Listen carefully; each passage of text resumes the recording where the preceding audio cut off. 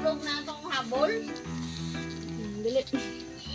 Good morning! Gumagawa pala ako ng perfume ngayon mga mare. Ito pala yung ginagawa kong sideline habang nagbabantay kay Bryce. Yes mga mare, ako lang po yung gumagawa. At itong ginagawa kong perfume mga mare ay 30% oil-based perfume. Pag sinabing oil-based perfume mga mare ay tumatagal talaga yung bango. Yung scent pala na available sa akin mga mare. Yung bestseller branded perfumes tulad ng Jo Malone, Eclat, Aqua di Gio, Versace Eros, at marami pang iba. May background na kasi ako sa paggawa ng perfume mga mare. Noon kasi mga mare, nakapag-seminar ako sa DTI sa paggawa ng perfume. Kaya napag-isip-isip ko mga mare na gumawa ng perfume at makapag-sideline na nga. Sa ngayon mga mare, meron akong available na 30 ml at saka 10 ml. Ngayon mga mare, hindi na namin kailangan bumili ng perfume. Mura lang din ang bintahan ko nito mga mare compared sa mall. Wala naman kasi akong binabayarang renta dahil binebenta ko lang din siya online. O siya, kung bet mo mare ay i-PM mo lang ako.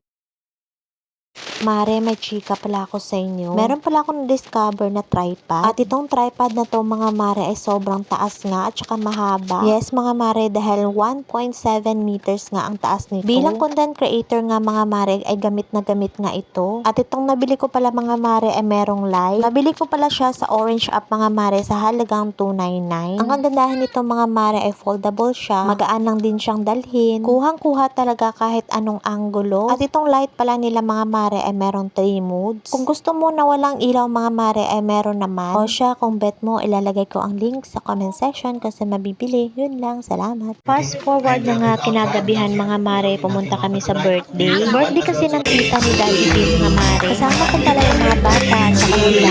Tamang-tama nga ang dating namin dito mga mare dahil mag-uumpisa na nga ang party. Eto nga, pumila na ako dahil gusto kong kumain itong lechong baka. Sobrang sarap pa naman to kainin mga mare pag merong sauce. Pagkatapos ko palang kumuha ng pagkain mga mare, pumasok naman ako dito sa bahay nila. Bali, inutusan kasi ako ni Daddy B na kumuha nitong sashimi.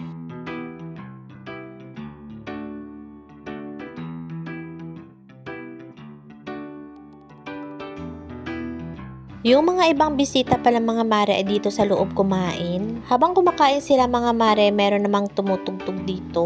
Meron nagtutugtog ng violin at saka gitara. Nang matapos nga kami nag-picture taking sa loob, pumunta naman kami dito sa labas dahil gusto nga sumayaw nitong birthday celebrant. Kaming mga bisita ay sobrang enjoy na enjoy talaga. Syempre habang sumasayaw sila dito, meron namang kumakanta na live band. At dahil sobrang solid nga ng mga kanta nila mga mare, naku, mapapasayaw ka talaga. Sobrang enjoy na enjoy nga ako dito sa birthday party ni Auntie Sidra mga mare. At sa mga oras na to mga mare ay magwa 1 AM na nga. Bali tumawag na nga ako kay Uncle Faisal na magpapasundo na nga kami. Sobrang late upload na nga ng video na to mga mare. At sayang naman mga mare kung hindi ko nga mai-upload. Life is short mga mare, kaya pilitin natin yung buhay natin na maging masaya. Alam ko sa buhay ay walang katapusang problema, pero maglaan din kayo ng oras para mag-enjoy. So heto na nga, happy birthday Auntie Sidra. Thank you so much sa invitation.